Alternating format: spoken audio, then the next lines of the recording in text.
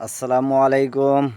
আজকের টপিক হচ্ছে আমাদের ড্রাইভারদের এত করুণ দশা যে ড্রাইভারদের দেখার মতো এই দেশে কোনো মানুষ নাই ভাই। ড্রাইভাররা এই দেশের যে অর্থনীতি আছে সেটাকে সচল রাখে সবসময়, কিন্তু এত একটি দেশের গুরুত্বপূর্ণ সেক্টর যে গাড়ির সেক্টরটা, ড্রাইভিং সেক্টরটা, অথচ সেই সেক্টরের মানুষকে সরকার বা আমাদের কোনো সাধারণ জনগণ এরা কেউ ভাবে না, বা যে আমাদের দেশের যে গুরুত্বপূর্ণ যে ব্যক্তিবর্গ আছে রাজনীতিবিদ, তারা কেউ ভাবে না। তাদেরকে শুধু পরিশ্রম কষ্ট তারা করুক, ঠিক আছে। আর কিছু কিছু মানুষ আছে যে অ্যাক্সিডেন্ট করলো কে, এই করলো কে, সেই করলো কে, তাদের ফাঁসি হোক, এই হোক সেই হোক। অথচ আমাদের দেশে রাস্তায় গেলে বড় হাই রোডের ভিতরে এই জায়গায় ইটের টুকরা রয়েছে, ওই জায়গায় ইটের টুকরা রয়েছে, মেন রোডে, এগুলা দেখভাল করার কোনো লোক নাই। একটা লাশ পড়ে রয়েছে, সেটা উঠানোর মতো কোনো লোক নাই। একটা কুকুর মারা গেছে, সে কুকুরটা সরানোর মতো একটি ব্যক্তিও নাই। অথচ রাস্তার ডিভাইডার, যে সব রাস্তা 4 লাইন, সে সব রাস্তায় ডিভাইডার আছে। ডিভাইডারের ভিতরে যে গাছগুলা লাগানো থাকে, গাছের ভিতরে গাছের ডালপালা বড় হয়ে গেছে, বড় হয়ে গেছে, সেগুলা পরিষ্কার করার মতো লোক নাই। বালি জমা রয়েছে সাইড দিয়ে, ব্রিজের ভিতরে বালি জমা রয়েছে, সেগুলা দেখার মতো লোক নাই।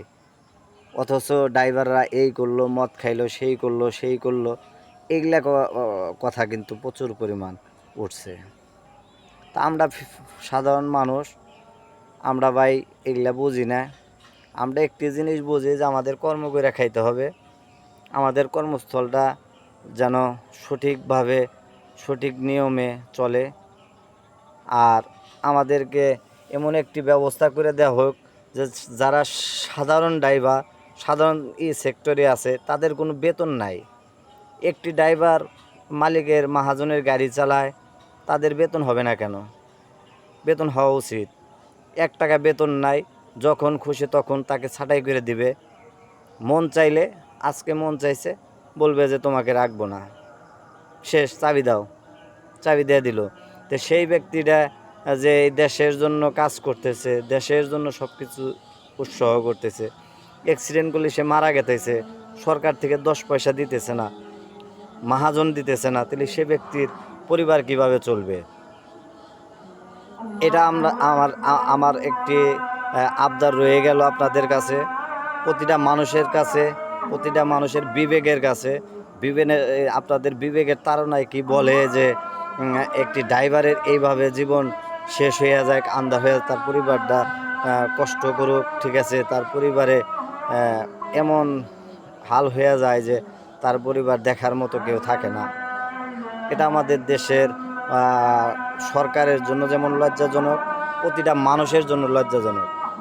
লজ্জা পাওয়া উচিত আমি ব্যক্তিগত মনে করি। আমি মোহাম্মদ জুয়েল রানা, জুয়েল ড্রাইভার। এটা আপনাদের কাছে একটি করুণ আবেদন রইল যে আপনারা প্রতিটা মানুষ ভাইবা দেখেন, আরও বেশি করে রাস্তা নিরাপদ করুন, ঠিক আছে।